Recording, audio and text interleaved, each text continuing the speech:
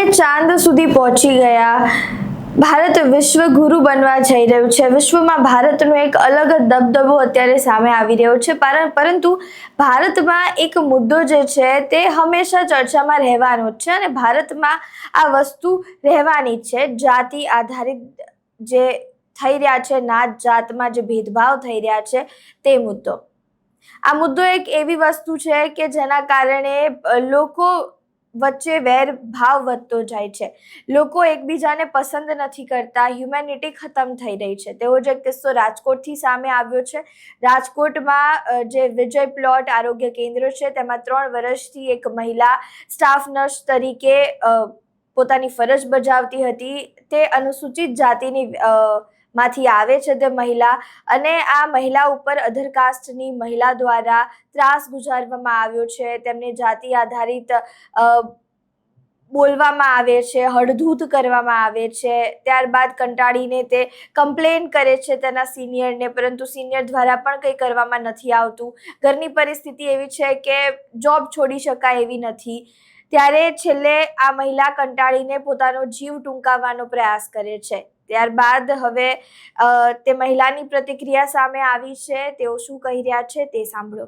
હું પરમાર આરતી વિજય પ્લોટ આરોગ્ય કેન્દ્રમાં સ્ટાફ નર્સ તરીકે ફરજ બજાવતી હતી। ત્યાં કિરણબેન ચૌહાણ કરીને FSW હતી। એ જાતીય શોષણ વારંવાર મારી હારે જાતીય શોષણ કરતા, માનસિક દબાવ આપતા, કામનું કારણ આપતા અને એવી રીતે અનિયમિત હેરાન કરી છે છેલ્લા 6 મહિનાથી।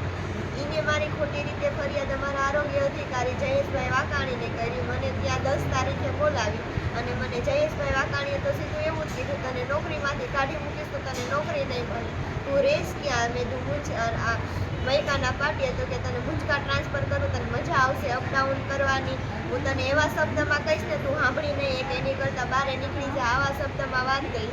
અને કિરણબેન ચૌહાણ સાથે એનો ખબર નહીં કેવો સંબંધ છે। કિરણબેન કે એ જ વાત કરે છે જયેશભાઈ વાકાણી, અને કિરણબેને એમ કીધું ને કે આને સસ્પેન્ડ કરો તો એ ભાઈએ સસ્પેન્ડ કરી દીધા।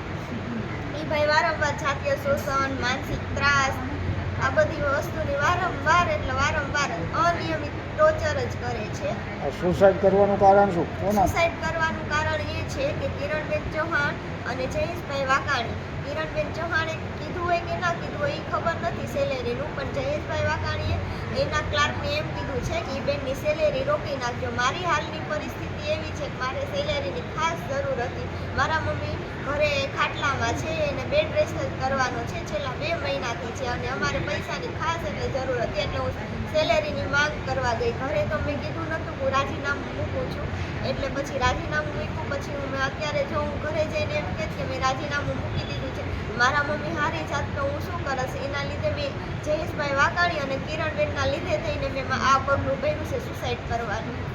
હાલ આના વિરુદ્ધ તમે કોઈ પોલીસ ફરિયાદ કે અરજી કરેલી? હા, અમે આના વિરુદ્ધ એટ્રોસિટી કરેલી, કારણ કે એને જાતીય વિવાદ કર્યો છે ને, એટલે તો અમને પોલીસ ચોકીએથી એવો જવાબ મળ્યો છે। એ ડિવિઝનની લોધાવાડ પોલીસ ચોકી છે, અહીંયાથી એ સાહેબે મને એવો જવાબ આપ્યો કે હાલમાં કોઈ ગુનો દાખલ થતો નથી, અમે અમારી રીતે અટકાયતી પગલાં લઈ લઈશું। હાલ તમે આ નિવેદન પોલીસને આપ્યું, કોના વિરુદ્ધમાં નિવેદન આપ્યું? જયેશભાઈ વાકાણી અને કિરણબેન ચૌહાણ। તમારી શું માંગ છે? મારી માંગ છે કે જયેશભાઈ વાકાણી અને કિરણબેન ચૌહાણ વિરુદ્ધ કડક કાર્યવાહી થાય અને મને ન્યાય મળે। મહિલા દ્વારા શું કહેવામાં આવ્યું તે તમે સાંભળ્યું। એ ડિવિઝન પોલીસ સ્ટેશનમાં ગુનો નોંધાયેલો છે।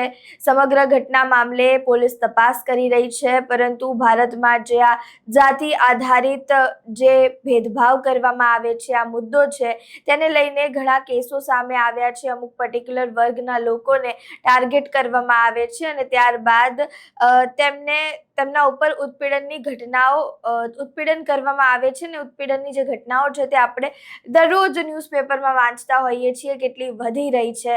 ત્યારે આપણે એઝ અ હ્યુમન બિંગ એ વિચારવું જોઈએ કે નાત જાત જોયા વગર આપણે હ્યુમેનિટી બતાવીને એ માણસની મદદ કરવી જોઈએ, અને કોઈ પણ વ્યક્તિ અલગ નથી। અત્યારે એક એવો માહોલ ઊભો કરી દેવામાં આવ્યો છે કે જેમાં લોકો પહેલા જે સામેવાળો વ્યક્તિ છે તેની જાતિ પૂછે છે, ત્યારબાદ એના સાથે વાતચીત કરે છે।